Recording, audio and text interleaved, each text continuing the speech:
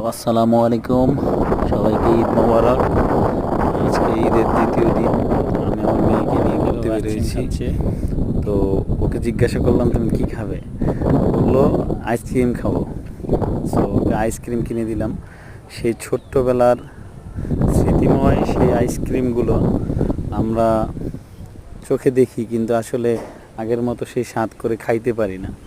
So এই কারণে আমার মেয়েকে দিয়েছি, তুমি খাও, ঠিক আছে বাবা? দেখি, আমার তো দেখা ছাড়া কিছু করার নাই। এটা খাচ্ছে, আমার কাছে দেখতে খুব ভালো লাগতেছে। আগে ছোটবেলায় আমরা ওইভাবে খাইতাম, ও আইসক্রিম খাচ্ছে।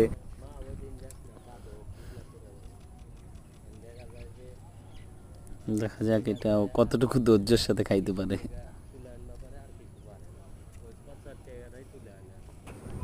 শেষ, আপনারা দেখুন শেষ। তো আইসক্রিমটা কিভাবে ধৈর্যের সাথে শেষ করে, দয়া করে পুরো ভিডিওটি না টেনে দেখুন। ছোটবেলায় কে কে এইভাবে আইসক্রিম খেয়েছেন দয়া করে কমেন্টে জানাবেন, এবং আমাদের চ্যানেলটিকে সাবস্ক্রাইব করে পাশেই থাকবেন।